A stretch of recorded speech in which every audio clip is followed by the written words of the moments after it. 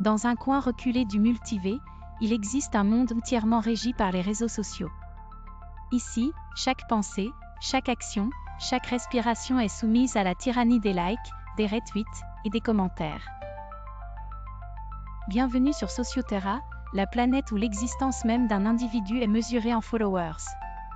Sur Socioterra, la journée ne commence pas avec le lever du soleil, mais avec la première notification. Dès que l'algorithme suprême vous envoie votre lot de notifications matinales, vous êtes officiellement réveillé.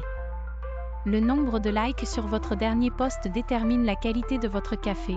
Plus il y en a, plus votre café est riche et savoureux.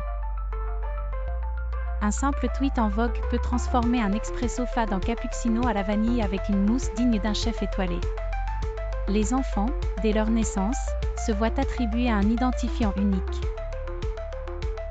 Leur premier cri n'est pas simplement un signe de vie, mais un live stream global, où les spectateurs peuvent commenter sur la qualité du son, la justesse du ton, et même proposer des filtres pour améliorer l'image. Les parents ne choisissent pas le prénom de leur enfant, c'est un hashtag qui monte en tendance, décidant de l'identité numérique du nouveau-né. Le bébé qui obtient le plus de cœurs durant les premières 24 heures est instantanément projeté au sommet des charts de popularité infantile. Sur Socioterra, chaque citoyen est un influenceur en puissance, mais aussi un esclave des algorithmes. Les élections ne se font plus par le vote traditionnel, les candidats gagnent leur siège en fonction du nombre de mentions positives qu'ils accumulent sur les plateformes. Le président actuel, un ancien influenceur fitness qui a bâti sa carrière en vendant des smoothies protéinés, a remporté le pouvoir grâce à une série de vidéos virales où il effectuait des pompes sur le toit de la maison planétaire. Son slogan ? Restez fort, restez connectés. Le gouvernement ne publie plus de décrets ou de lois. Au lieu de cela, il envoie des stories de 24 heures.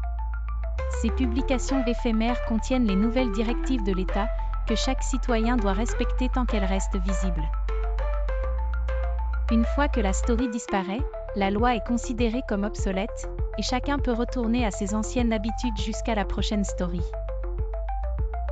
Le non-respect d'une story est sanctionné par un shadowban public, une forme de punition sociale où l'individu devient invisible pour les autres pendant une période déterminée.